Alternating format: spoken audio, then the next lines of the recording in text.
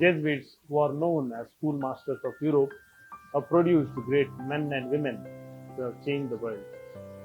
For nearly 500 years, millions of people across the world have experienced the transformative power of Jesuit education. Jesuit institutions, charged with the grandeur of God, are well known for their well rounded education and are also known as the best in the world. Jesuit education is to educate men and women for all ages and faiths to take leadership roles and to make a positive impact in a changing society which is essentially value oriented. The tradition of Jesuit education is about educating the whole person, mind, body, and soul, and preparing students to create a more just, humane, and sustainable world. Jesuit education sees the human person as the central focus and insists on individual care and concern for each one, emphasizing activity on the part of the student and encouraging lifelong openness to growth. It's a tradition that prepares for life.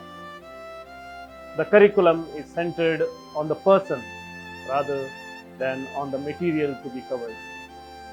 Each student is allowed to develop and accomplish objectives at a pace suited to individual ability and the characteristics of his or her personality. Every Jesuit school does what it can to make Jesuit education available to everyone, including the poor and the less privileged. A description of the characteristics of Jesuit education can never be perfect and can never be final. As envisioned by the founder of the Society of Jesus, St. Ignatius of Loyola, the core of all our education system is our value system. The Jesuit guiding values of compassion, commitment, conscience, competence, creativity, critical thinking, collaboration, and care for Mother Earth and the whole of the cosmos are the foundation on which we proceed to build our schools. Jesuit schools, a living tradition in the 21st century, an ongoing exercise of discernment, is a recent document highlighting 10 characteristics of Jesuit education, which is relevant for our times. Presenting this new document, Father General Arturo Sosa said that the document follows this tradition of assisting our educational apostolate in reflecting and discerning the particular challenges and opportunities of our time.